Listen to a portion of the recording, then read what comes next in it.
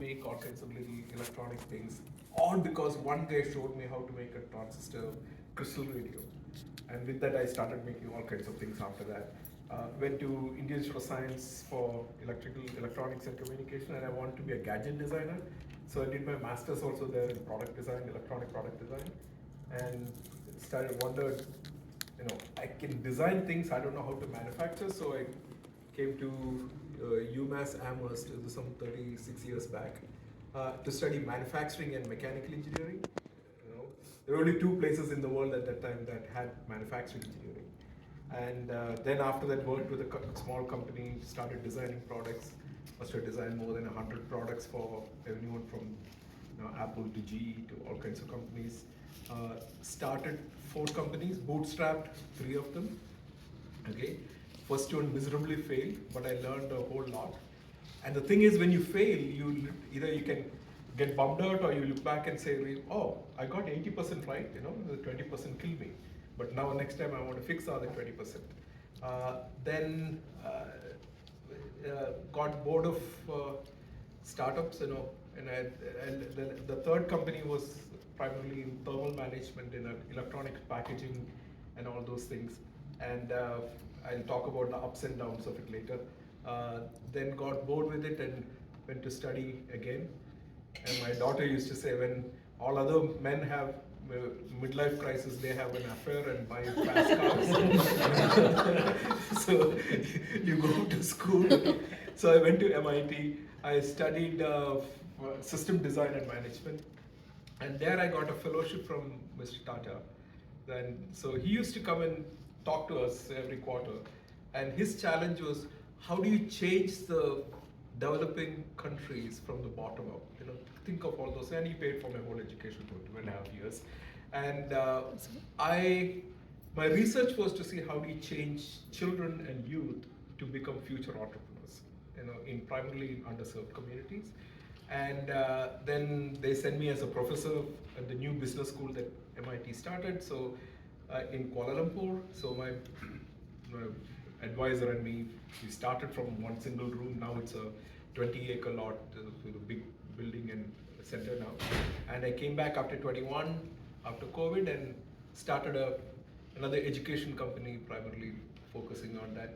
And I say that even though it's not a non-profit company, even now it's a no-profit company, so I'm still trying to find my way through. So, and that's my short story. Yeah, please. Excellent. Wow, that's a very interesting story. Huh? Yeah, thinking of bootstrapping, it is a necessity these days for any startup. It's not like, nice to have. It has become absolutely that you have to start with your own money.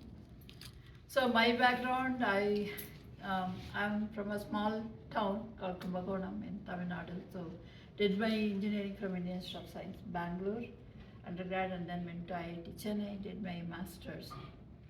Worked with TCS a little bit of time, and then came to this country. Worked in telecom for a long time with Fujitsu. So we had done all kinds of products. That was for AT&T's, Verizon's, and T-Mobile. So we almost like 25 plus years, very stable work environment and everything. So after that, it so happened that I was looking for a break. What can I do next? Then my mom, it so happened that she wasn't really taking her medication. So I was thinking, so what can I do here? What kind of a product I should do? Because the apps and smartphones and things like that are not for seniors. So 80 plus, it's almost impossible to use them. So that's when I came up with a product for smartwatch. So at the time, smartwatch hasn't been released, so I did my own hardware. So that started getting some traction, and then I was looking for. Doing your own hardware requires a lot of funding. So that is soon I realized that is not the way to go. So looked for some commercial watches. Luckily in China they had, so I started with that. That got a lot of traction. Basically, we won every award possible in Massachusetts, New Jersey, and all over the places. So that encouraged me to really start the company. So that's when I started, and as usual, bootstrapped from our own funding, started a little bit, then friends and family. That's how I started. And then later on I realized it is going to be bootstrap all the way, so it's not easy to raise funds, and it's been taking. But luckily now the company, now we have customers, we figured out a business model that would work, and who is going to pay, the biggest question for everybody. And then now we are on to having onboarding customers, onboarding patients, and growing steadily. So that's where we are. Thanks, Jayanti. Nikhil. Yeah, I think they have really impressive background. So yeah, so I started my career back in India from IIT Bombay. So I started my entrepreneurship in my third year. So I have built like 3 companies. First one was in clean technology, second one was in education tech, and third one was in auto tech. All 3 companies when I built, it was born from my own personal experience. And the first 2 companies, they were bootstrapped like for 4.5 years. I made it like profitable from the day zero, and I exited them. One was in India, second one was in US. But both those 2 companies were so super challenging, because those made me realize the power of like entrepreneurship. I used to see like back in IIT Bombay, a lot of entrepreneurs like Nandan Nilekani, Narayan Murthy used to come, and like we used to watch them, see how they build, and that's what has motivated me initially. But then third, I started a company in auto tech space. That was a venture-backed company, because I realized in 2 years, like in first 2 startups, to be honest, it was not looking so sexy. So I said, okay, it's good that I built Bootstrap, but like whole aroma, like whole atmosphere back in, at that time, like 2014, 2015 was raise venture capital, grow business. So I raised a lot of venture capital, and I raised like $30 million from India, US, like from all venture capital, but it was super tough. It was more tougher than Bootstrap. I had my own challenges in terms of like co-founder fights, because with too much money, the challenges start happening. Like I was 25, 26, 27, then board challenges, company like running out of cash like 3-4 times, but still managed to survive like multiple times again and again. But finally got some strategic investor called Yamaha backed that company, and like I got someone professional to manage the company. But unfortunately my health took a crisis, because 8 years I have been like working day and night. So for that reason I had to move to US, be with my family. My wife was here, so I started spending some time, and then I decided to do my MBA because there was nothing to do, to be honest. Like being an entrepreneur is like 16-18 hours a day. Yes. You start enjoying that, and I was enjoying it. Then all of a sudden, because of health, my doctor said I can't do anything. Like it was like, so the only thing that I could do is back to studies. And back in IIT, I was like 6-pointer. I never studied. Like I went to IIT Bombay and never studied at all. So I said, okay, let's do that. Did 18 months of studying at IIT, at UVA, Darden School of Business. Understood how US markets work, understood consumer markets, and said let's understand US for like a year or 2, work for a company here. So I joined Fidelity. I'm heading their strategy function, one of the the function which focuses on future innovations, which like every asset management company is changing. So let's see how much I can survive corporate. Like this is my first job, so enjoying like the corporate influencing culture, but at the same time learning about how large organizations actually work. I never work in large organizations. That's a different part. So I can talk about like bootstrapping, venture backing, co-founder challenges, board fightings, board issues, the pros and cons of venture and bootstrapping, and then working full-time job if anyone wants to switch if things don't work. Great. That's so. As I said, I think this was the background we had talked about that we thought would make a very interesting discussion today. So let's start with the beginning. Like, talk to us a little bit about your year one. What got you going, Jayanti?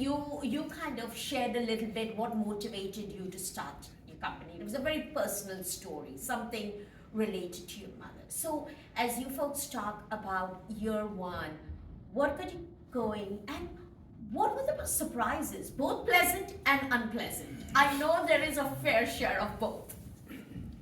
And maybe you remember the unpleasant more than the pleasant ones. So, Jayanti, how about we start with you? Sure, this one. yeah. So year one, once I came up with the concept, then right away I got into an accelerator in New Jersey. It's a JP Morgan Chase Health IT accelerator. So I had no clue about a company, how do you start, what do you do, nothing. I knew that my product concept is big. So I learned quite a bit in that. So how do you really talk to people, how you, 30-second elevator pitch. That's the first time I heard about that. That's a term called elevator pitch. And it is that you should be able to express in 30 seconds. And you only have 2 floors.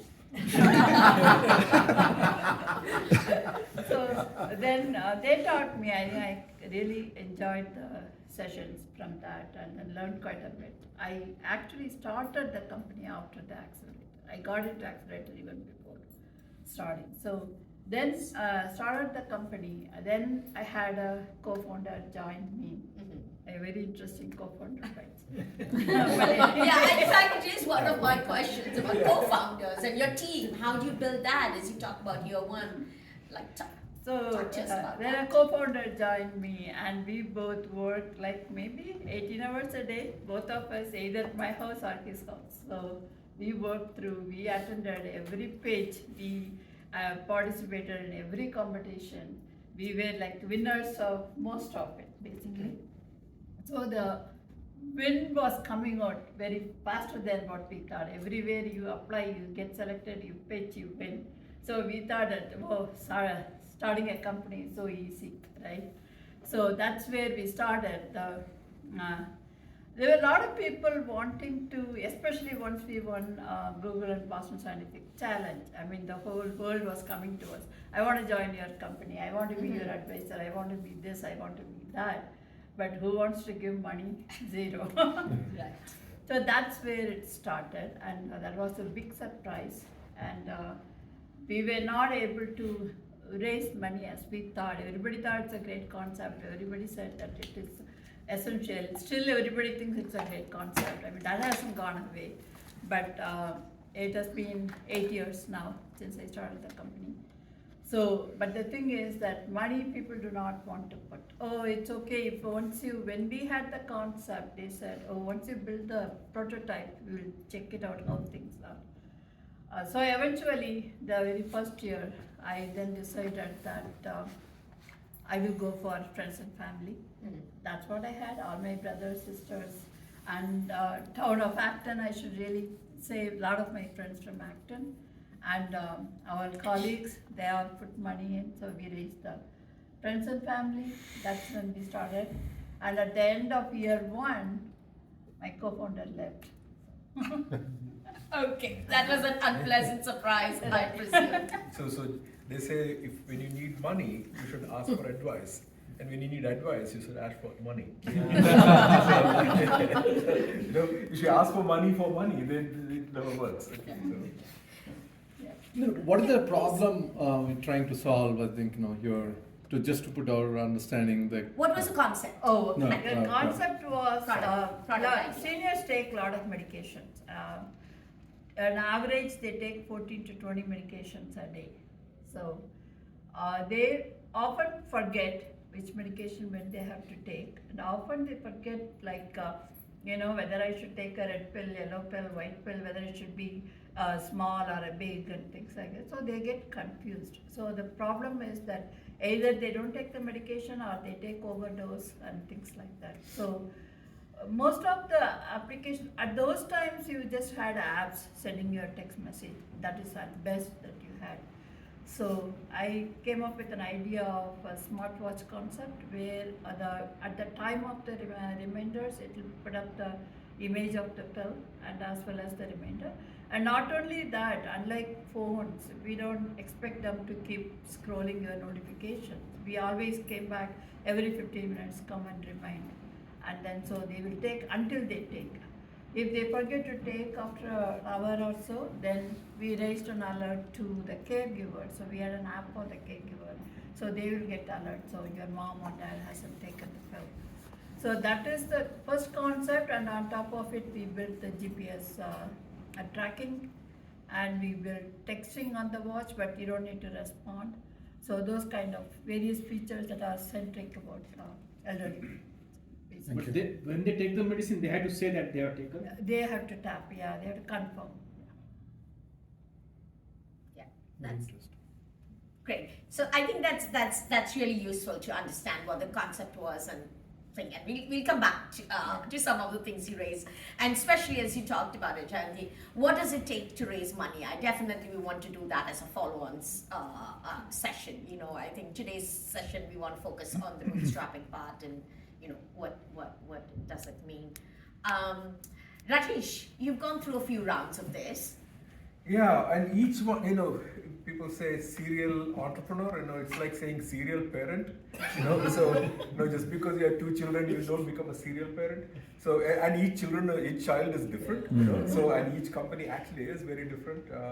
So my first company was started when our daughter was born, and, you know, and, yeah, so, of course, new parent, they have no idea how to know the children come with no manual, you know, so and we are trying to see how to deal with things, and she used to get diaper rash, and I said no, I used to get all the yelling, you know, so and so one day I decided, you know when to change, but you don't know when she wets, so kind of how do you make it deterministic? So when she was, I put 2 safety pins, pulled 2 wires, connected it to a little controller board, from her dashboard, and so check the resistance and beep when she play Twinkle Twinkle Little Star, and seriously. Yes. Wow. Yes. So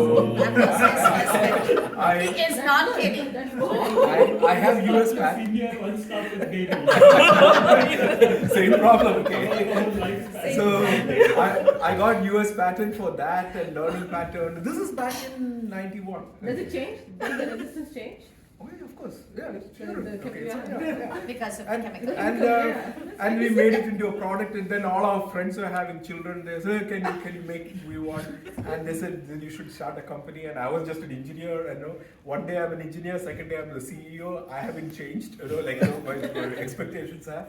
And we created, manufactured it, and fell flat on my face. And it was much because I was trying to sell it to moms. And then somebody said, have you tried selling it to dad?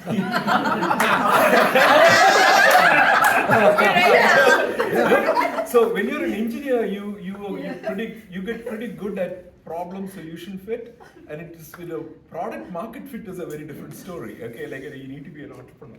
So the kind of all the mistakes, several mistakes, of course. And the second one, my boss at that time where I was working, he decided to start a new sensor company in Shirley, Mass. So I joined him, and I got bored with that. And then at that point, the whole biggest discussion was how semiconductors need to keep getting smaller to keep the products, with so much feature within the box and all those kind of things.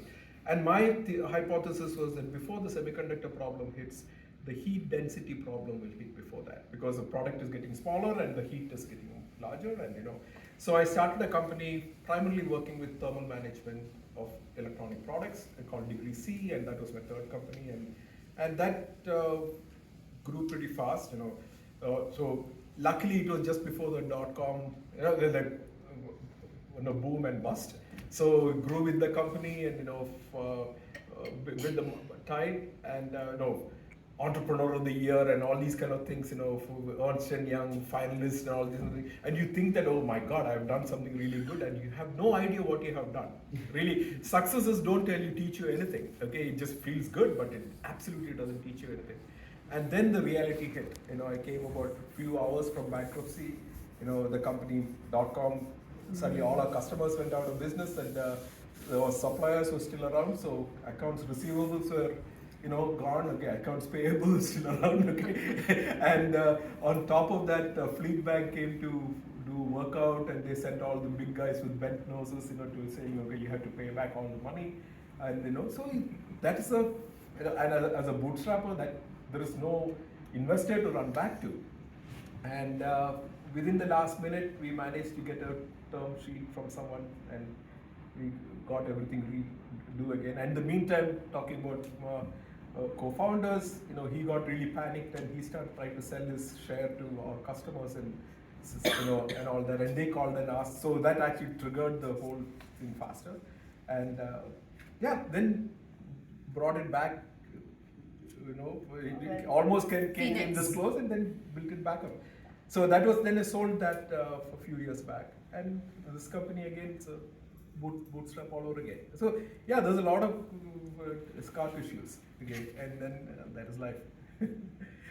Success is only 1/8. It's like a iceberg. Okay, you can only see 1/8 of it. Okay, nobody talks about the rest of it. So and there's a lot more learning in the failures than you will never learn from the top. Thanks, Rajesh. That is the question I want to talk about. Co-founder selling is much better than co-founder retaining the yeah. Nikhil, year one, what got you going? How was the early days? Yeah, I will talk something like what they said. It actually applies to every startup, every year one. But like being young at starting in third year of IIT was a very different experience, because when you are undergrad, you don't understand the challenges that one has when go-to-market strategy, building a right product. Is this actually a right product? Selling it in the market, people think, at least in India, I'm not sure about US, but in India, is more about like 18, 19 years of old, walking in with I had a solar thermal, like a hardware IoT product, walking and selling it. People don't believe you. Getting that first check was super challenging. Like it took 9-12 months. So just Sangeet, can you tell what the Yes, product yeah. was? So idea was I was part of Tech. We have Tech Fest where we have a lot of technical events coming up, and back those days 2011, 2012, idea was the solar solutions were becoming very popular, like solar photovoltaic.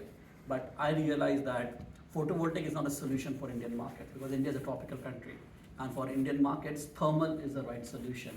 The reason thermal works is because most of the oil and gas, chemical, or where the maximum power consumption happens, they use boilers or heaters for their application, and that's where electricity is used. So if you use solar photovoltaic and you convert power to electricity, then there were 20-30% transmission distribution losses used to happen back that time. So it didn't make sense to build photovoltaic solution, and photovoltaic solution is more like a Western phenomenon. Of course, now everyone uses photovoltaic. So I said, can I build a low cost, no subsidy driven, within a year or 2 years, got payback for oil and gas and chemical, or for day-to-day use purpose boiler solution. Very simple, no patent, just like system engineering. How I can get multiple technologies already established, work it specifically for Indian market, and make sure that it starts selling. And then we started that was first idea. Then we started with the consumer feedback, improvising the product, making a processes robust. That was like an IP, like a moat in the business. There was no intellectual property in the business, from technology or hardware solution.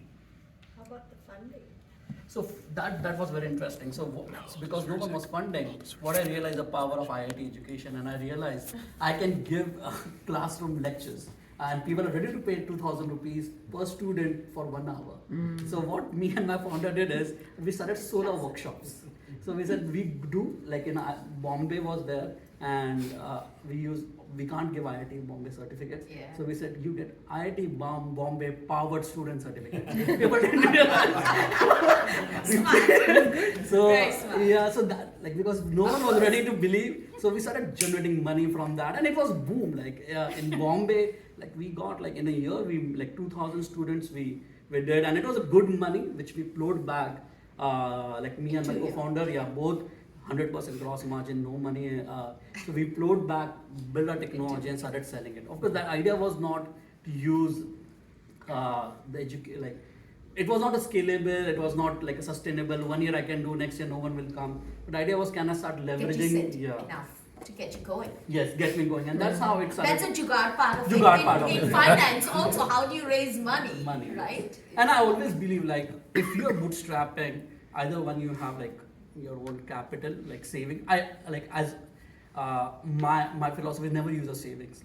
I never use my savings. If you are doing something work,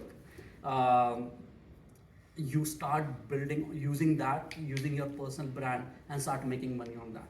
it's always easier to make money. You may not make lot of large money because the savings you should use it when things are going very bad, and things will always go very bad. At least in initial days, there are always people to pay you, either your customers, either your leveraging your brand, IIT, non-IIT, MIT, whichever brand you have, start making money on that. It is educate. Like if you're so passionate about entrepreneurship, do all jugaad and make money from every possible thing. That's what I was shameless, so I made all sort of different kind of money. Of course, ethical and legally you should be. That's You're not advocating You don't need to admit to anything. Yes, don't think illegally. Don't say that. And I think this is so interesting, right? Each of your experiences are different. So I think there's just very valid what you say and very valid like what Jayanti, you talked about savings and using your own funding and friends and draw to your friends and family. And I know Rajesh, you've gone through a few different rounds of it. So there's no right or wrong. Yeah, And I have Janak. one more question. Hi, my name is Janak. So I represent the Commonwealth of Massachusetts. So thank you for putting me in office. But my biggest question is, what can we do as a state to kind of reduce the complexities, challenges you might have faced in establishing a business, policy-wise, regulatory-wise, privacy-wise, et cetera, to kind of shape the shift of where the innovation ecosystem is going? So this is part of my research for the past 12 years, I can talk about a few things. You're talking about should be the top-down approach to building innovation and entrepreneurship within the state. And how do we think about adjusting the policies so it makes life easier for all of you? Yes. So actually, you can have a much larger impact if you can start thinking from bottom up. Okay, and I'll tell you. So today, every one of us is a dormant entrepreneur. Every single human being. Okay, we have this ability in us. Most of us it goes unawakened. Okay, so there are few of us aspire to become entrepreneurs. We build the courage and mindset, and then few of them even become the first-time entrepreneurs who actually jump in and do things, and then some of us become experienced guys. But interestingly, most of our entrepreneurship programs that you see state programmed and all these kind of programs primarily start with aspiring entrepreneurs. And you take people who put their hand up and say, I have an idea, I want to do something, and help them start their company. That's only about 3% of the whole population. We leave the 97%. And if you can, and the 97% is we don't even awaken them. Okay, you go to any college, any university, and look at how many people start companies. You start to see that it's a very small percentage. And flip the concept and see how do we reach schools, and this is my current work already. How do you reach to schools? What are the skills and what are the mindsets that you need to build, so they grow up to thinking that I can do this. I have the power. I have the ability. How do you build the confidence and aspiration? There's broader awareness and education. It's all hands-on experience, and my experiments showed that children are exploratory learners, fearless learners. Okay, and about mid-teens, your fears start to calcify. Okay, and if you ask a 15-year-old just in the final year, high school, you start to, your fears have already settled. I won't be able to do this. I'm only this. I'm not that. A 10-year-old will never say that. Okay, because when I run these programs, I go teach Arduino Pro. They have to make a full product, 3 different parts and everything. 10, 11-year-old kids in 2 days they do that, from villages who had never touched a computer. Okay, so that means they already have the learning skill in them. And as you grow older, you start to get less and less. Your fear, your fear of failure just takes off. So if you really want to make a difference, impact the children before any of this fear sets in, and you can actually create an army of entrepreneurs, 10 years later as they grow up. So otherwise you're only picking up the 3% and trying to build on that. So a very little part of the money, if you can rearrange to to go to schools and children and youth and communities and such, you can start to change the ecosystem around there and start to build. That's fantastic. I can propose this as a bill to the governor, and I'll be in touch. Please. We'll connect. So this. I currently I'm working with the Department of Education in New Hampshire, and this whole program got accepted to teach in schools and such. So I'll be really excited to.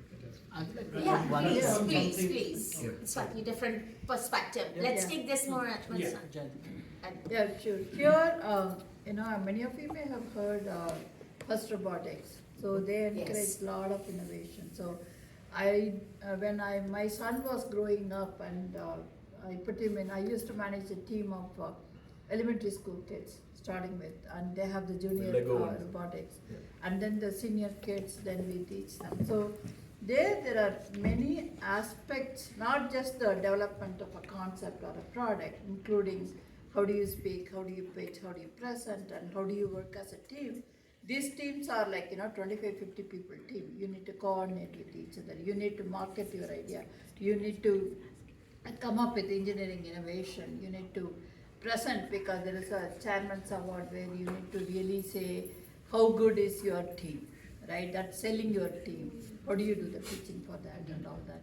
So that was one thing. I used to be the mentor for the whole thing, for the robotics club, both from the engineering side, building the robots, as well as in, guiding them into how to present it.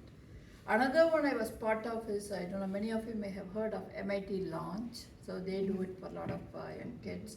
So my son was again selected over there, and he was one of the 12 participants who were selected as winners out of the 450 global participants. There also we had a series of entrepreneurship for high school students. The program still exists. Any school want to participate, they can participate into the program.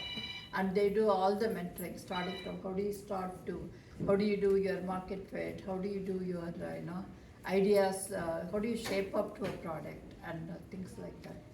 Then, of course, Young Entrepreneurs is Yes. another program. So where we mentor the So Thai all these are more private, and I think it's a good thing to add the state support for But that. the underlying principle, the Yeah. framework, they all work. I was a coach for FRC for several years. Is that the first round of transformation that you make in a child is building the confidence, learning skills, curiosity, all those things. The second change is that problem-solving skills, critical thinking. So I talked about my life story because I started as a maker and then become an innovator, solving problem, and then you start to realize that you see problems as opportunities that you have the skill to solve, and that's where you can build value and entrepreneur. So what you said is exactly right, but I'm just giving the research behind it, that this is what has shown me, the maker, innovator, entrepreneur framework. Nikhil, you wanted to add I something think to it? what they meant exactly makes sense, and that's the best way.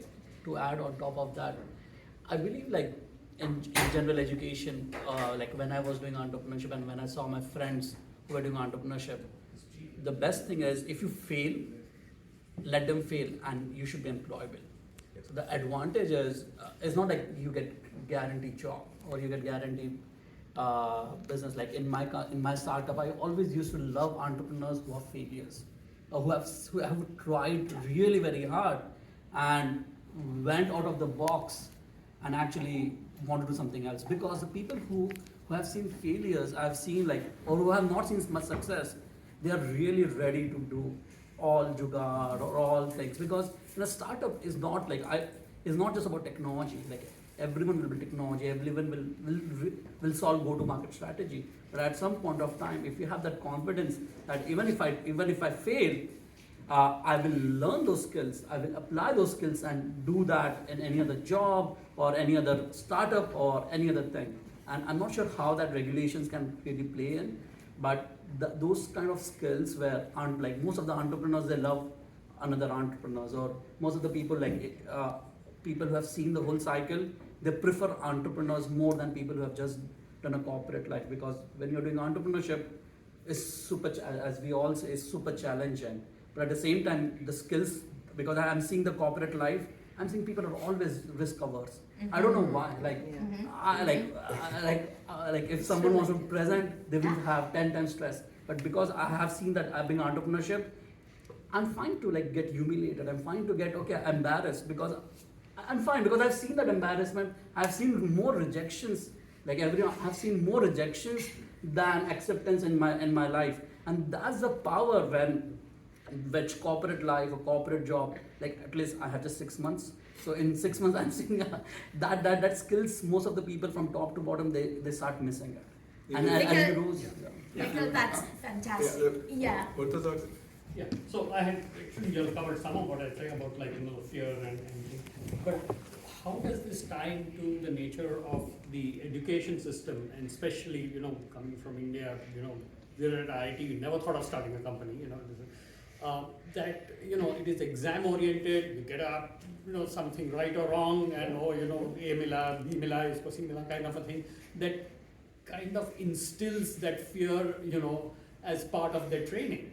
And the small number of people who do become entrepreneurs are either, don't care about that, or they are willing to take that risk that if I fall down, I will get up again and continue. Okay. Can I ask a question to you folks related, and then we'll take a couple more questions very related to that and to something Nikhil said. If you can maybe briefly share with us like failures. How did you? I mean, I think just like a story, paint for us the picture, because that I think is very hard. And if anybody else has questions around this particular topic, please. Yeah. So the they can point share is, with us. I want to logically close to asking the feedback, because this is totally again a different topic, maybe related we want to cover. I'm Jagdish, Lexington resident. I'm part of the LHS grants committee from the parents committees, right? So, and I see that one of the, and as Raj and everybody told that what the design, he has a design experience, and the lab right now, I'm also Accenture, because we see that all corporations, the way how we have innovation lab, right? I think we need to bring or have something all facility to be available, and also the grants related to that, because we also help a lot of students with some ideas, and the teachers, and also we promote from grants committee, and also we do our own fundraising to get the funds as well. So, and also it is not from only the parents, but also from the policy aspect of it, as a holistically for grade wise, as a clerk or middle school is specific labs or whatever how much capacity we can, and also similarly high school, what level we can accommodate. So the whole idea is have this lab and innovation concept, and again around that whatever the infrastructure we need to build, and education also tied to that, and also as Nikhil also mentioned, we used to have a tech fest or whatnot, right? I think this, and also how we have mass challenges in terms of anything sports, and also this should come part of the curriculum. This state-wise and etc. Maybe. Yeah, and that's definitely where the state policies can play a big role in that. So bringing in maker programs in schools, very early on, is absolutely critical in building their spatial thinking, physical design, all those things, shapes, volumes, all those kind of. We have that in us, but we don't actually do it in hand.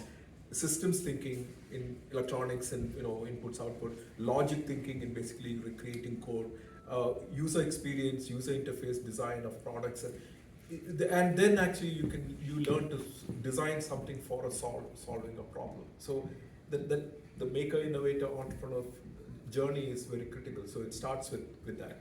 Can I just add one thing when we are talking about the policy stuff? I mean, in Massachusetts Science Fair is a big thing. It happens every year. It's huge, and all the schools participate in it. But it's a very science-oriented stuff.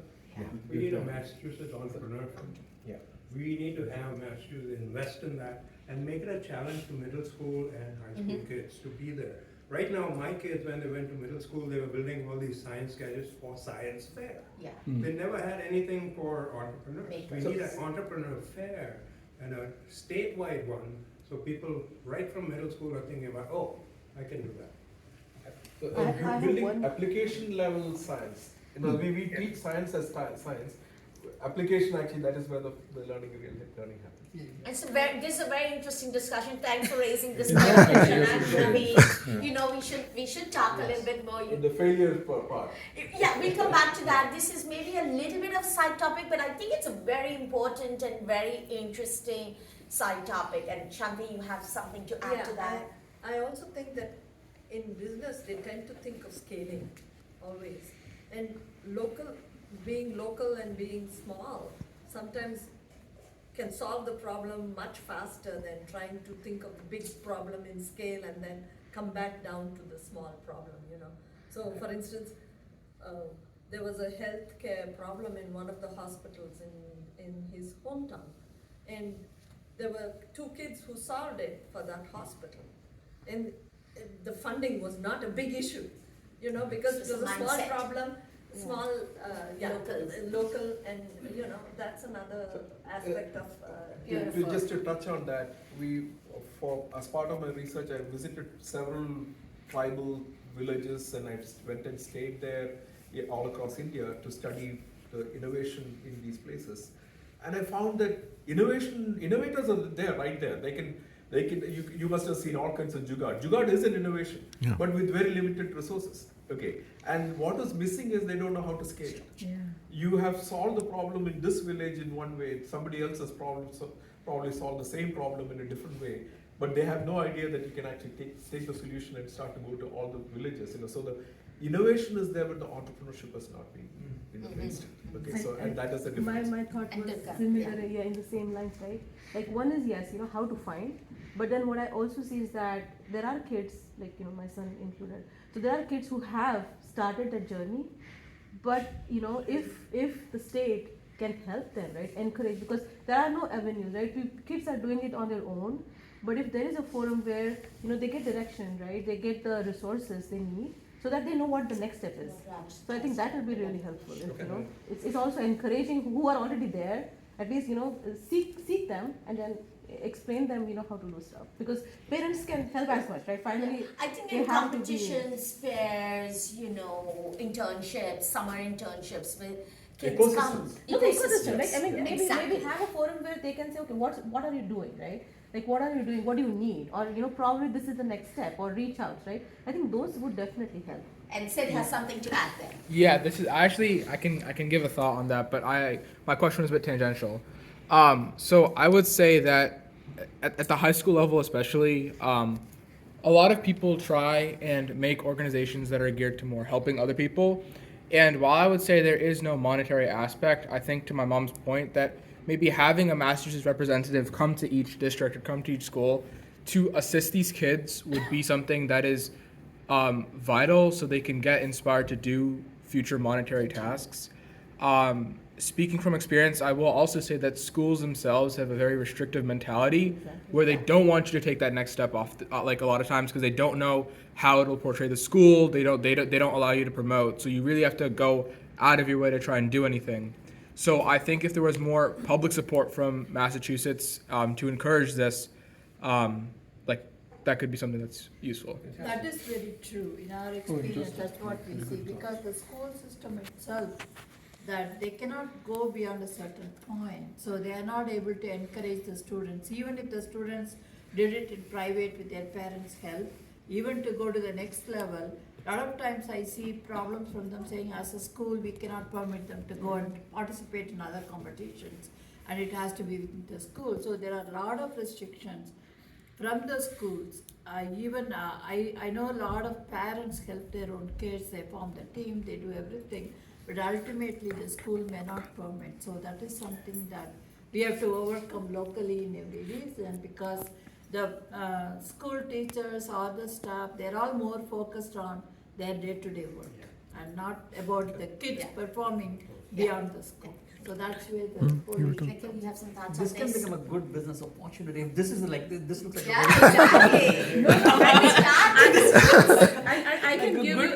I can give you all the problems we face. Like literally, school will say you cannot say you are a student of AB. There is no reason. Oh, right? okay. So if you go somewhere, Yes. okay, you are a high school where you cannot put it in written for no reason. I mean, there are so basic things Which But I think this So is I good think, because I it- think this is leading to, we should have a panel maybe on top of Yeah, I think that should be encouraging entrepreneurship in schools. Yes, Yeah. yes, yes, Yep. yes. Specifically, it's a Yeah, very fine. rich material there, and I'm sure we will have a lot of participants about that. I, But so we'll have that. yeah, we'll I have that have in a 1 month. question related to what you said. So No, whenever no, you're I ready. work So- with AB system, I mean, for my So, son, it has teaching- happened all the time. Teaching school kids innovation and entrepreneurship is like what I have been doing for the Yes. last That's Yeah. exactly. 10 years. Okay. That's his and company. the learning that I had was our education system is primarily a teaching system. It's not a learning system. Yeah.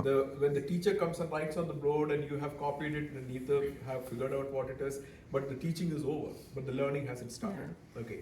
And the teacher can go as fast as possible, but the kid is losing out, never actually catching up with the learning part. So that whole thing has to be flipped. First part, okay. Education system was created to create similar looking graduates. So if your accountant leaves, you can put another accountant graduate and they can at least do the same thing.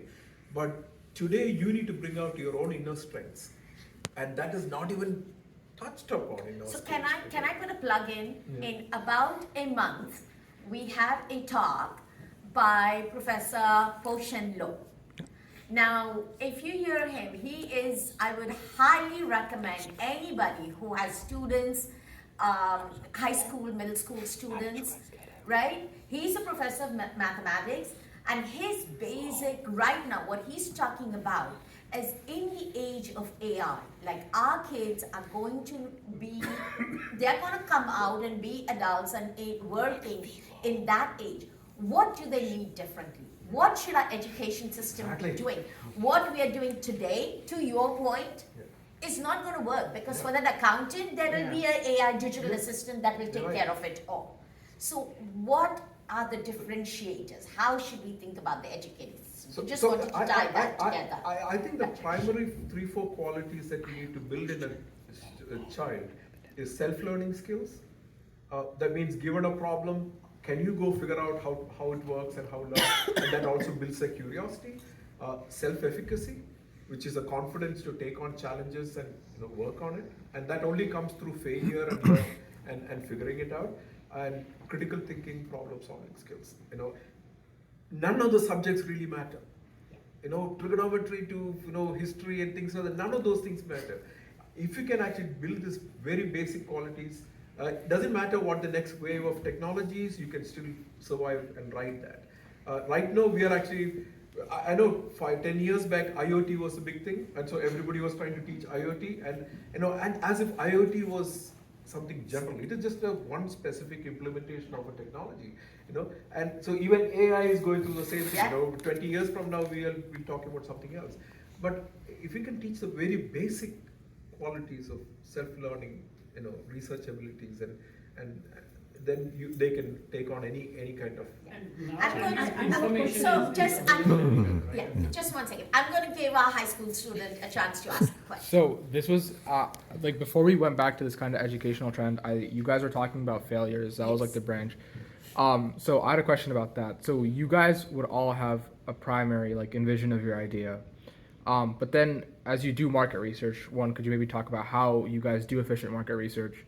But how do you guys not even cope with, but how does that kind of optimization of your idea or your product occur where you have your original view on what your product should be? How do you guys modify it so it is applicable to more scalable features? So the first thing is you are thinking that we are really qualified in a lot of things. No. Okay. So we get beaten up. It doesn't matter which startup you do. You get beaten up and you reanalyze it to see which side you got beaten up, and you don't look there and you start to move in a different direction. Okay, you have to, as an entrepreneur, you cannot set a goal and then go straight line, because you have no idea if everything in between is going to stay the same, or even your target is going to go. The goal is going to stay the same. So it is. It's like when you see the grass move, you should see there's a tiger there's somewhere there from your peripheral view. And this is what you're doing. You have to be always looking around for everything. And I would say, think about all the ways you can fail upfront. Take the boundary conditions of failure. Okay, worst case is this, I'm going to lose all this. Best case is that, and I'm going to win all these things. Are you willing to stay within that? Okay, you mentally should be ready to fail. But it's pretty depressing to think of all the failures to You start with. absolutely need to. Otherwise, I don't think you could get going. Suddenly come and hit you, right? yeah, you do. The thing It's is, going to be there. But I think that is That's natural. right. That is a natural tendency. yeah, and first time I remember when a few months after I started the company, I started with $60,000. Okay, and I was scared to spend my own money on anything within the company. Oh, it's my money, and you're holding on to it. And 3 months later, 4 months later, there was nothing happening. And at some point, I started realizing that I was too scared to lose the money. Okay, and not just lose this money, lose everything else that come after that. So I remember telling Shanti, we may lose our house, we may lose our car, if that happens, I have marketable skills to go find another job somewhere, and still before the kids are 1 and 4 at the time. Okay, so it's not that and we can still figure out. And she said, "You're fucking crazy," and I don't use that. That was her voice. So what can I do about it? So, but if you are mentally prepared to fail, then you haven't seen it's not a surprise anymore. But if you think there is a surprise, you will always try to avoid that, and that then you will never even touch. It holds you back, and it actually completely liberates you to go do things. When you realize I'm okay, and these are the worst case scenario that can happen. So, Jayanti, your thoughts? So basically, yes, you have a product and people like the product and you get glorious reviews and things like that, but you think that it's going to fit. No, it's especially with healthcare, there are so many things. There's the workflow. So how do I do this? How do I do this? No, it doesn't fit this way. I can't give it to the patient just like that. And how do you, if you go to hospital, how do you clean this? That itself become a much bigger issue than actually having a watch doing the job, So everywhere you are going to find all these workflow issues, especially healthcare. It is not just the doctor wanting to do, the patient wanting to do. That is probably the very minimal part. The 95% of it has to fit into their work system, their billing system, their how the people are going to take it and how it would alter their current workflow. I think they don't want to even touch anything that's going to change their life. Whether it is a nurse, whether it's a doctor, it's going to be very, very difficult. You think doctors are going to be so much receptive to new technologies? No, they are more interested in, today I have 20 patients, how am I going to go and see them and get my job done today? That's all they have in their mind. They don't even want to touch beyond that. Regarding, I work in medical, I'm a software engineer at a medical device company. I think doctors by their own training tend to be very conservative, so they don't accept new technologies or new ideas. First they want to rule out all the possible negative cases and then arrive at the solution. That I think. And they're also afraid of malpractice. I think healthcare, we can talk about that. It comes with so many different things. I think between the malpractice and the insurance, the billing costs, I think so that way you have to be prepared. Fair enough. Deviate. You have to be prepared to see how your solution is going to fit them, or how you are going to change your solution to fit to their schedules. Exactly. What works, what doesn't work. You can't ask them to change for you. So it's not that whatever you thought is going to work. That may be a basic concept for your product, but you may have to change or develop so many other things in order to fit in the mainstream. That is, so as an entrepreneur, even though you may have a product, but you will have to really work through fitting into the system and the ecosystem. Otherwise, it becomes very difficult. Yeah. And so I think maybe related to this, let me ask a question that ties it to, and Nikhil, I'll go to you. Call it failure, call it pivoting, like what you do, you're working towards something, it's not working. Like, share with us, what did you do next? How did you grapple with it? What did you have to do? Yeah, So there are. And it may be a little bit to what your question has also said, like, how do you see things, how do you try to find that path? How do you navigate to that path? Makes sense. So it depends on the age where you are. So let's if you are have 7-8 years of experience, then you have a very structured approach. People like me, or you're more younger than me, if you're starting, I think just start. My point is my idea is you should not worried about what they said makes sense if you are getting into a specific industry like healthcare, Very financials. regulated. But if you're in internet business, or if you're in a business where product or your idea is important, just go out and start speaking to consumers. 99% of the time there would be certain market. The question becomes how big the market is, how challenging the market is. Every entrepreneur can figure it out. It's at a different stage of the business. So my thesis has always been just try it out. The only thing that you would realize is you will learn all the skills on the job, everything you can learn on the way. If customer says no, how should I convince him to make him yes? Then you start learning sales skills. Okay, if I want to grow my business, how should I start building marketing? Okay, how should I learn SEO? How should I learn this? You start learning on the job.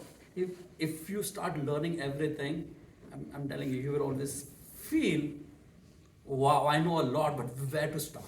So I always think no structure, no framework, just go start, and on the job, be shameless, learn. And in someone will take 6 months, because if you don't know anything, it will take 3 years. That's it. That's the only difference. So I'll make it simpler for you. Yeah. Your first 2 companies are going to fail.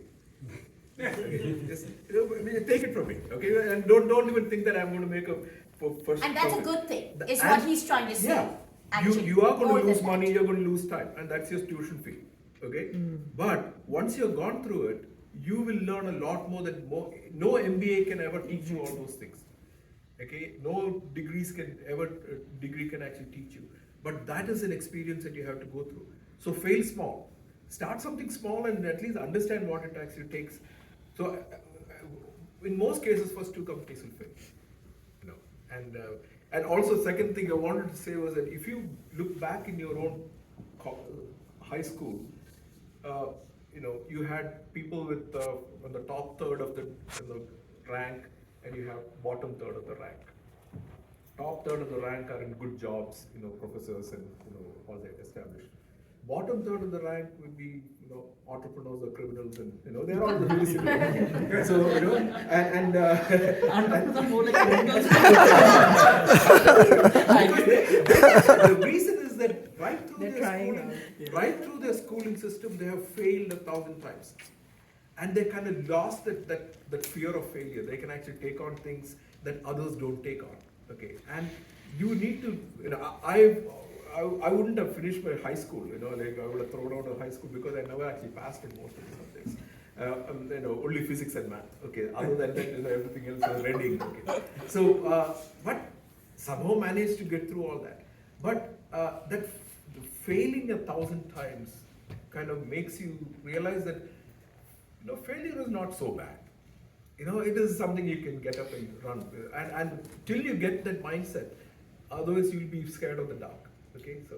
And that is where our current educational system doesn't do enough justice, right? Because the whole thing is built around the value of brains. What do they say? That the top third of the people work for the middle third in a company owned by the bottom third. No, you have a question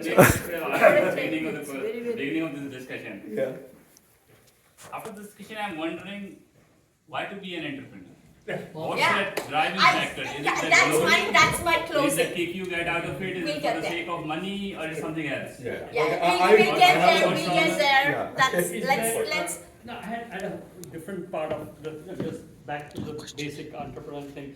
A key part of I'm sure all of your journey is getting the right team together.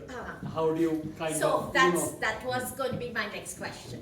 So thanks for the if you all can share basically, because without that, no one person solves anything. That's exactly what I wanted to ask.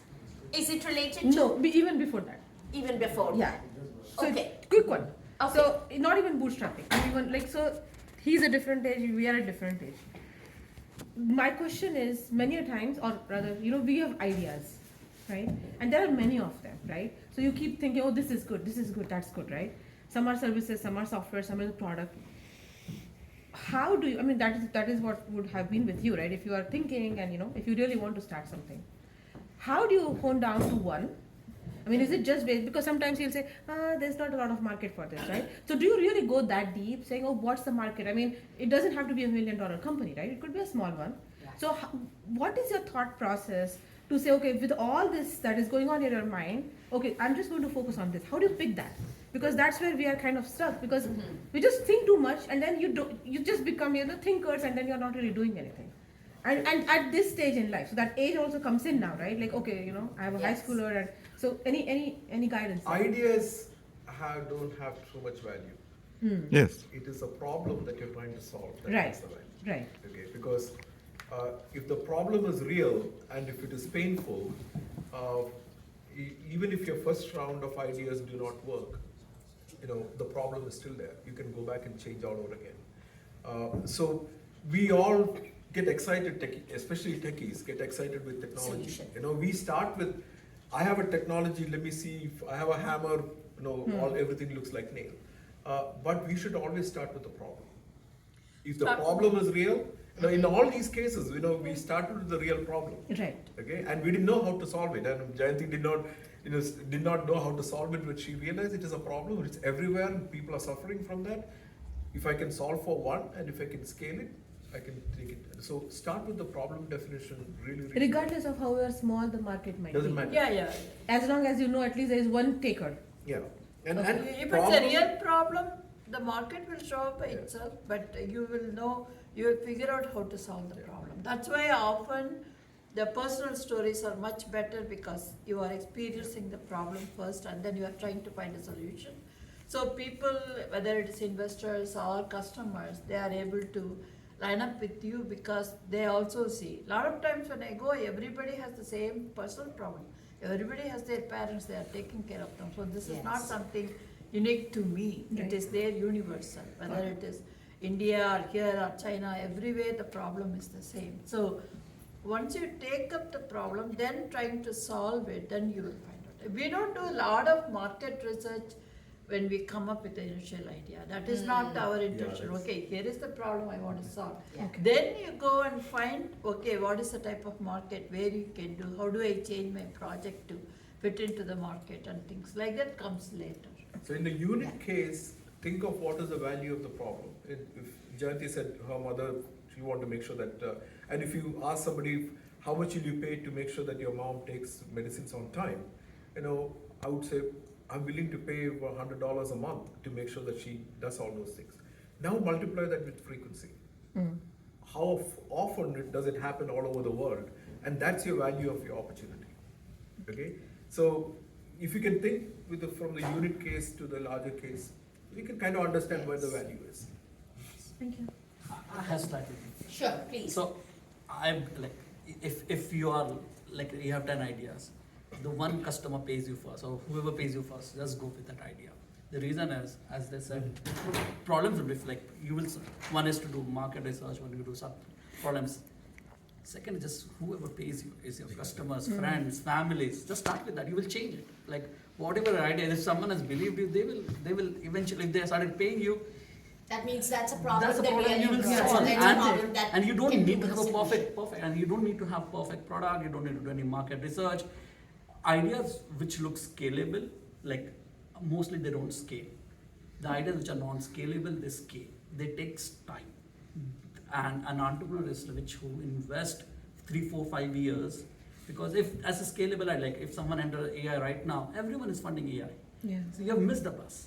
Someone will you just come in and you start building. But what is going to happen in 3, 4, 5 years down the line? If you start building that solutions, the point is after 4, 5 years, which is like looking non-scalable right now, after 5 years it will start making scalable. And if people are ready to pay you for that, even it's $100, $200, $500, and you have 100 ideas and everyone is ready to pay for you, perfect, start with that. Because someone is paying you. Don't put your money, like someone pay and you experiment on their money. Like that's my, you experiment on someone else's money, and then you always have that fiduciary responsibility that Jayanti has given me money or Raj has given me money, so I have to give them back. So, if in my class I normally talk about this, what's the value of an idea? If you have thought through the problem really well, and if you suggested your idea to 10 people, and 9 of them say this is not going to work, I think you have something that others haven't even thought about. If 9 of them say this is actually great, I would drop the idea. Okay? Because if 9 of them could actually figure it out, and so when Uber talked about I'm going to make people drive each other on their own cars, and 9 out of 10 said this is not going to work. This is like a legal problem waiting to happen. Okay, train wreck that waiting to happen. Don't even touch it. But somebody has really gave a lot of thought to it, and you're taking a direction that others haven't even thought in. And so ideas should be. If a lot of people agree with it, I think it will get to common knowledge. Interesting. Yeah. So one question related to the same question she had, like oftentimes we have these problems or ideas, and there is something already existing in the market. Not exactly, but something closer. And then we say, oh, okay, this is ye to kiya hai. Now this is also done. So there is okay. No, this problem is partially solved by somebody. No, there is nothing left. Oh, so or how far I can go if these are the things. So you heard of MySpace, no? So it was there before Facebook, okay? Absolutely. So there's tons of reasons like that. But the question I The would first ask is mover advantage is not really an advantage. No, but the first question I would ask is that have they solved the problem fully? Have they taken all the market? No. Then there is the problem completely solved? No. Then there is still market space available, market potential available. But what are the weaknesses that they have? In their adaptability, in their feasibility, the viability, all those kind of things in their business model. Can you at least change all those things so we can actually reach people faster? That innovation can be there. Think this is the thing I always hear when I talk to entrepreneurs. They say, we have this idea, but there's already somebody else. So what? Just because there are 5 shoe companies, that doesn't mean that people have solved the shoe problem. So there is still problem unsolved. The competition is always going to be there. Yeah, it's actually good. What you have to explore is whether you can offer it as less price, how easy that they can manipulate with your solution rather than the existing solution. Better, cheaper, faster, whatever, yeah. So essentially you evaluate at every stage. So you are going to go up and down cycles and everything. So at every stage you look at risk, you look at what resources that you have available, and then steer it through. I think that you will always Fantastic. Yeah, the innovation can be in different things, right? It can be. Competition is good, misery loves company, I'm going to ask you a question which I think probably we haven't touched on this topic once I started to bring it up. Like, you each thought about it, maybe you started on your own, maybe you started with a co-founder and different experiences. Talk to us a little bit about that. How do you think of your team? Who do you think of as your team? How do you build that? How do you grow that? And related to that, how do you build your network? So, the first thing I realized is a lot about myself, how I think. And normally in our daily life, we do not actually recognize how your transfer function as a human being, input and output, okay, like how you think. We do not actually, we respond, we never actually think why we respond that way. And, but when you're running a company, that starts to affect everything else. How you think, and most cases I have screwed up human relationships. Completely screwed it up because I was thinking only from my point of view. I could not see anything from the other point of view. That empathy part is something that you suddenly realize that I was lacking at that point, and it actually you need to start building. And so that was my biggest learning, And second part is you realize what your weaknesses are and what your strengths are. I was running the company, and at one point, it has went through up and down and everything else. I realized that I'm a great chef, but not a restaurant manager. Okay? I can cook really good stuff, but I cannot be the guy who's selling the business. So I brought a CEO. And said, And that's what you, I mean, like, how do you build you this sit team? here How and do do, you I'll actually do what I'm good at, Yeah. okay? And And it means giving up control. Absolutely, giving up control. You know? So, and even from the beginning, accounting, all those kind of things, my ADHD doesn't let me think in any of those ways, But I had to bring people who have stronger on their left brain than right brain, okay? And they could do that. So you need to kind of bring in people who are complementary to you. Jen. Yeah, when I You all started. both talked about co-founding experiences, so. Yeah. When I started, initial 3-4 months, I did it alone. And then I had gone to a few meetings in Boston, and a lot of meetups and events, and I liked one of the guys who organized something related to the Internet of Things, technology, something that's related technology. Then while talking to him, we figured out we could work together. The greatest thing was the moment I told him about the idea, he immediately got it. Like, he was so passionate because he had his parents in the same boat. So he said, wow, this is something that I could definitely see how it works with my parents. So we had a great time for 1 year worked together. We went to a lot of events, meetings, and we worked through the technology and had a very good experience with him to go through that. So initially that 1 year, only the two of us, we went and we made a very good progress regarding the product, go and find market fit, talk to various people to get customers' feedback and all that we did. So we went through that one, and then at the end of the first year, unfortunately, he had to have some kind of a salary because of his family situation, and he had to go for. So he said that you go it alone, and once you raise funds, I will Join you back. And that is very, very difficult. Even as a single founder, you can't just go and raise funds, and he'll continue to vest his equity and everything. Yeah. And at that point, I told him, either you continue to contribute in part-time and I will do that, or you will stop at this point and come back later. He agreed to neither of them. He said, no, I will continue, but I won't work for anything until you raise the fund. That's when I had to terminate him.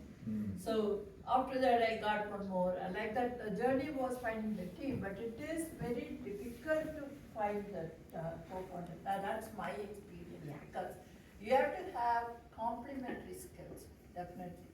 The like-minded skills doesn't help at all.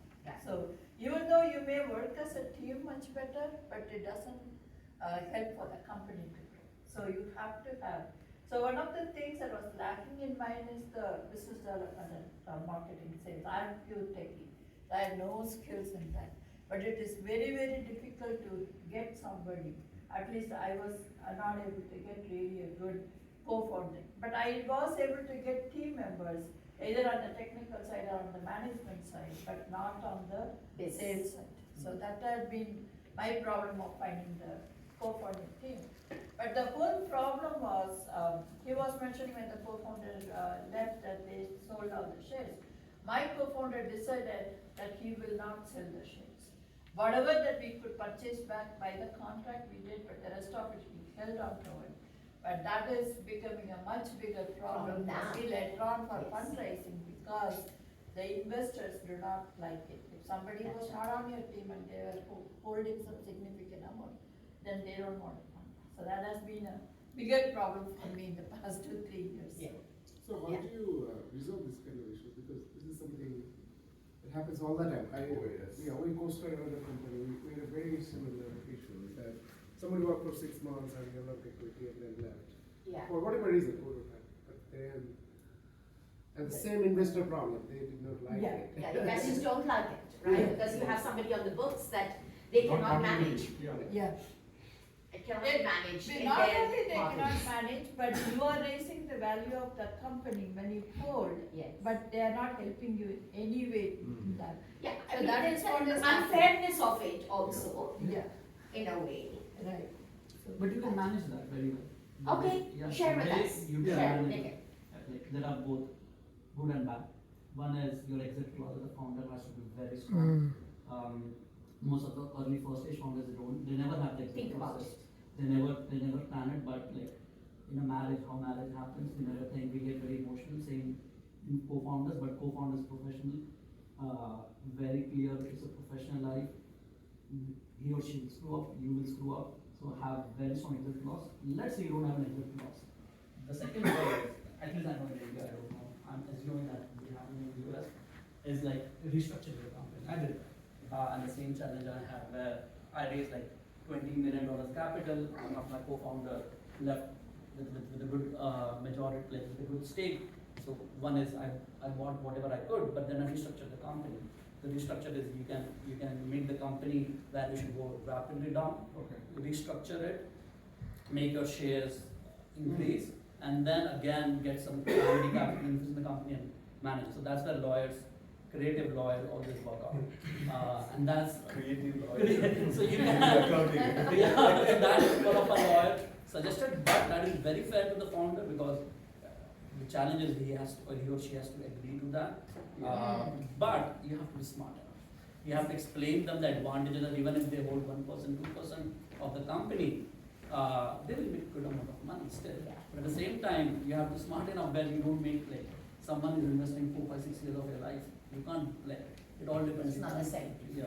So does it matter what is the structure of the company, like LLC versus C corp? So US, I'm still figuring it out, but in India, it doesn't matter. Like with LLP, private limited, even public companies, a lot of times they do that. So that's the matter. Plus founders, if like it's a board-backed companies, vesting of shares are there, everything is structured. So Here for investors, you have to be a C corp. They don't deliver C corp, otherwise they do not really fund much. So that's one of the first questions they ask.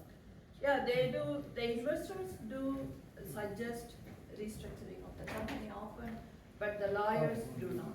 I mean, the lawyers say your cap table is just fine, so where do you want to restructure? So there is a battle going on between restructuring versus diluting your cap table and all that. The talks keep going. Yeah. And unfortunately, the value has raised so much that I can't buy back the shares because I can't afford to You buy can't that. pay the cash right now. Yeah, I can't pay the cash.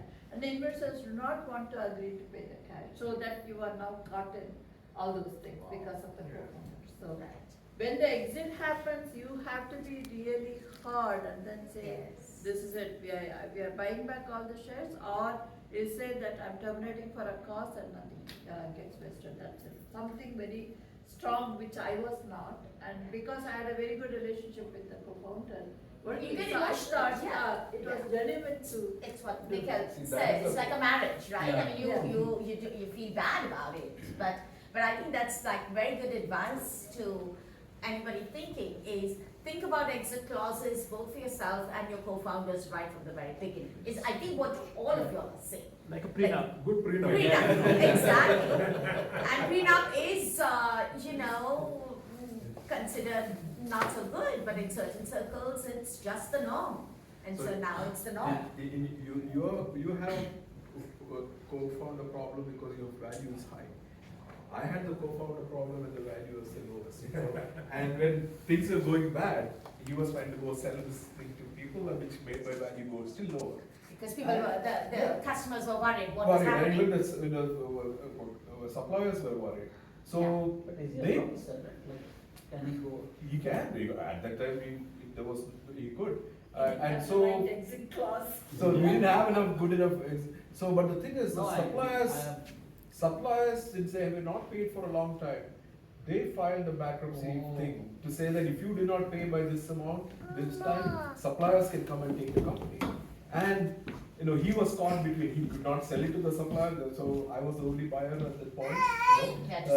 And also I had to buy all his shares and then go raise funds and rebuild all of it. So one question, you talked about thinking of all the failure modes. Yeah. And this legal thing or I mean these things are not good, but especially this legal aspect. Yeah.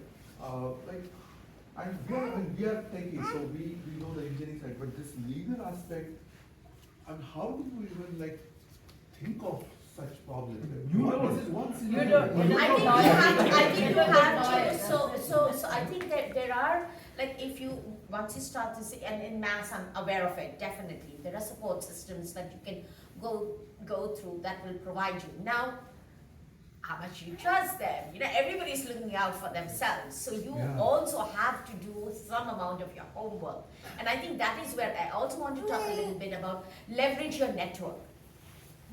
And talk about networks. You can't depend on your lawyers to do your thing. You have to understand it yourself. So If you go there, you're not going to get anywhere. But you don't know the answers, right? You don't know the questions. You don't know the questions, right?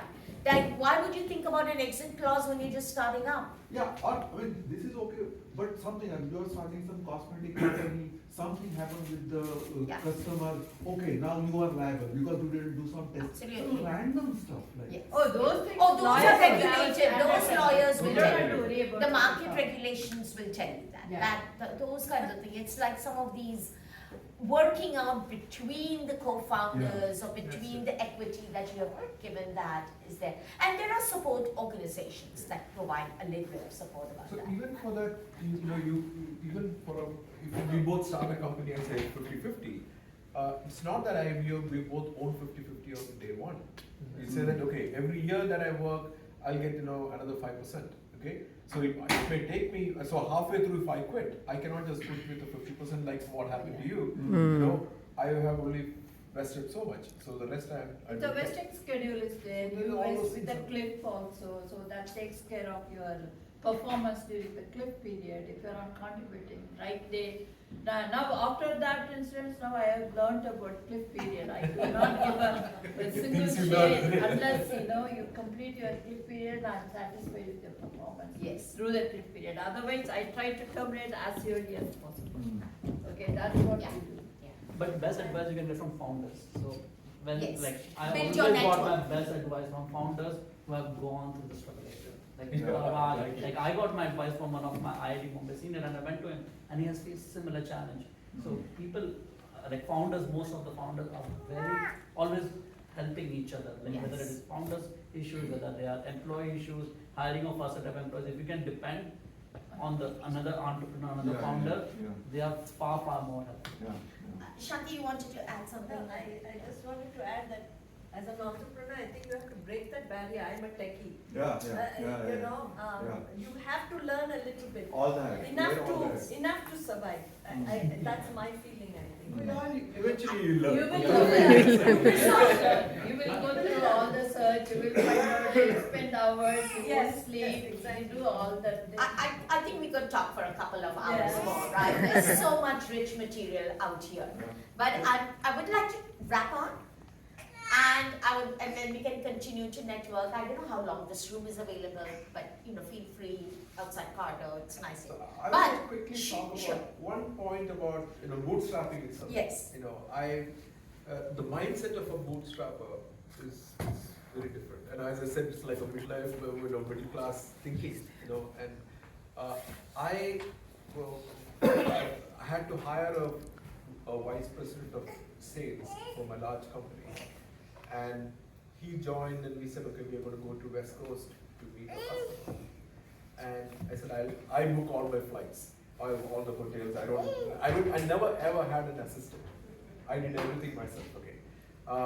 So I said, we are going by Southwest. He said, why are we going by Southwest? Why can't we go? Those days. Because I said, I have my miles in American Airlines I can use. I said, that's the cheapest.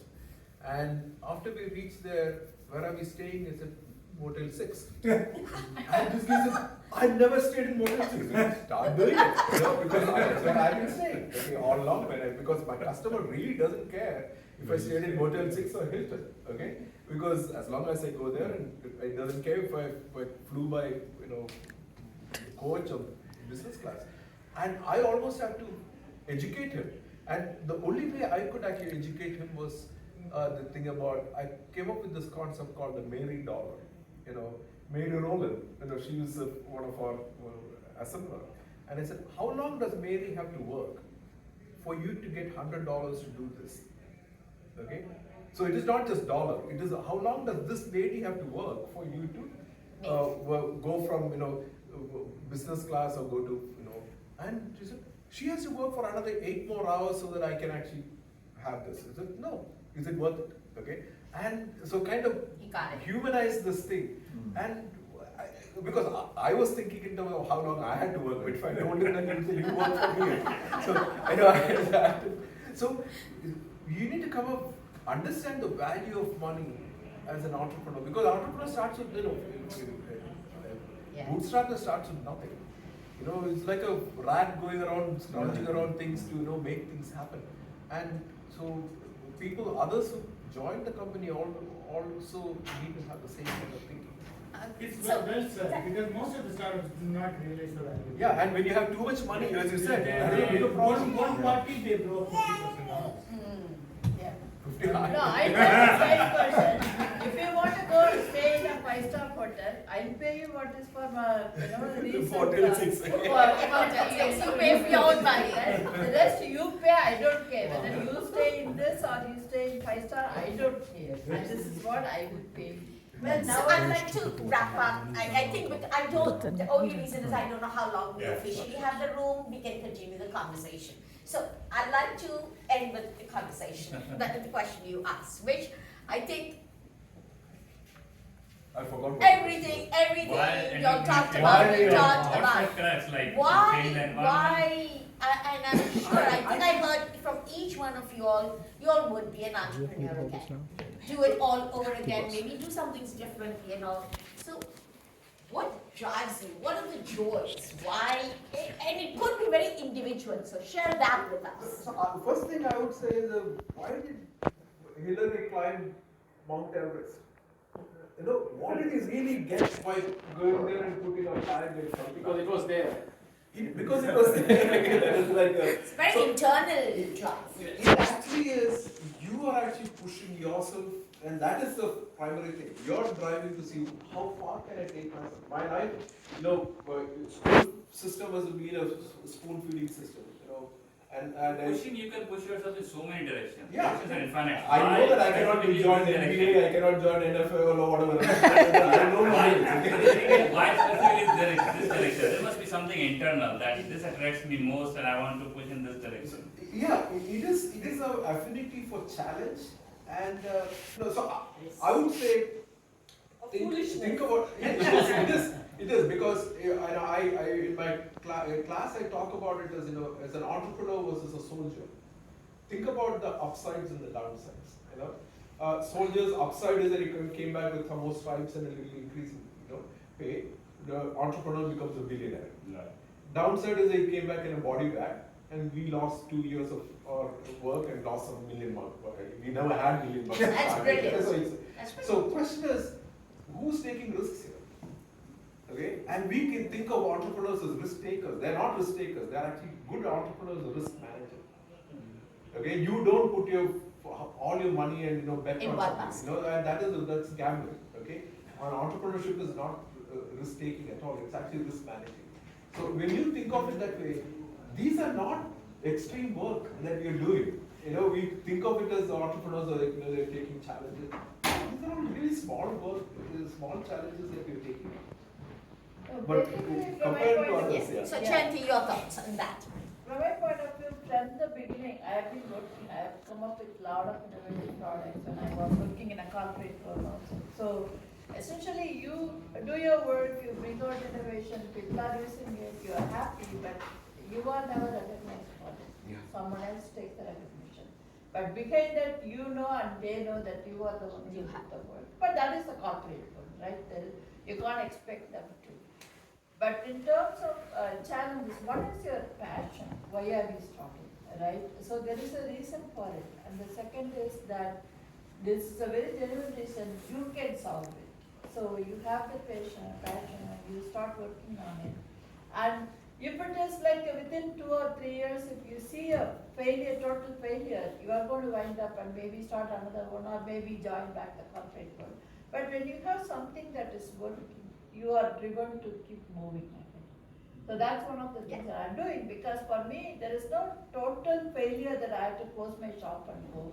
Because every year I get some customers, something is working, I'm improving. It's not like a great, viral overnight, nothing like that, but it does move forward each year. And it is still my passion to make sure that this solution reaches out to everybody. So I think that is what is driving. Keeps you going. Yeah, it's a passion, and it's we want to make it succeed when we start. Nikhil, if you think about yourself, why would you start again? If your stint at Fidelity works out pretty good. So 20 is the reason people do it, and I did it because it helps you to talk to girls. This is fantastic. What about this? Each one has their own business. So 20, that was my main motivation, like, and that's why I married my 30 is different. 30 is more about fun, like it's fun. But why do you do it now? Exactly. That's brilliant. No, You better tell your wife. that trigger is gone. She knows. And 30 is mostly about fun. Like you start seeing so many like problem challenges and all. Yeah, like even in job, like you start learning those things. I think even in corporate, like you need passion. That's what I'm saying. Like to listen to your bosses, to listen to everything, and it requires a lot of like those skills which as an entrepreneur you learn. So 13 is more about fun. Like, of course, if you have the money. For all of you, it's either about passion or challenge. Nobody talks about becoming a billionaire. That's why I got into this. Billionaire, I know. You're right. But not a reason for continuing. But that's okay. But I think there is the part that Rajesh said. If you look at the up potential, what's the worst case, what's the best case? I think most entrepreneurs, and I've tried it for a very short time. I won't call myself an entrepreneur. I think there is something very attractive on the up potential. Right? And that is what keeps you going. If you only start to think about, today in particular, I did want to talk about it so that we all get like realistic. I feel like if I only thought about all the things that could go wrong, I would never start. Yeah, exactly. Right? I mean, that's as humans, that's how we are. We like if we think about everything that goes wrong, there is that. So there is definitely that up potential. But if you start saying, I'm going to make X million on this venture, it's not going to happen. You should be selling it's so much easier to do that, like without all this. I can tell you, you go through from morning till noon. You have gone through ups and downs about 5 times. Okay, suddenly you get a call saying, oh, something is going to work. It's all just yeah. Oh my God, somebody wants your thing. Okay, and the second somebody says this is not working, and things go down and up and down. And luckily, I have such terrible ADHD that I can't even keep up with all those things. So it kind of stabilizes. But it really helps. Okay, then you can't even remember half the things. So you move on to the next shiny thing. But it is not for making money. I can tell you that. Because that. But that is what the challenge is. That's what the. So making money will be a side effect if you become ultra successful at that. Yeah. I think there's also a lot. My feeling is that you have to be in the right place at the right time. Yes, there's a big part of it. That's a big part of it. My feeling. Yeah, I agree with that. Yeah. So I think working for yourself is a pleasure in itself, Yes, right? yes, You don't have to. You are the boss, right? The other thing also is. But it's also really hard. You have to be very structured. Oh, yeah, There's right. only yourself. You learn a lot. You wake up in the morning and nobody's telling you what to do. Correct. You have to. You have to and set nobody that, at night is going to come and stop you and say, okay, the offices are shutting down. You can keep going. Like all of you have said, you work 16, 18 hours. So. But then you're working 16 hours for yourself rather than working 16 hours for somebody else, right. which is. So I think I've also heard the analogy in many times talked about, like you said about climbing Mount Everest or sports. Why do you run? Why do people run marathons? Why do people kind of? It's similar. I think there's this human spirit of. Pushing ourselves and like seeing where our boundaries are. I think again tying to what Rajesh said, all of us as kids, probably all of us have that. As we go through school and our lives, the expectations, the social expectations calcify and close all these boundaries, and some of us are able to navigate through those calcifications and push ourselves and find the sheer joy that continues to be there. I would also like to caution that entrepreneurship and doing it all for yourself is all very good, but the quality of your life does get affected. Yes, and the family. The family and quality of your life does get affected.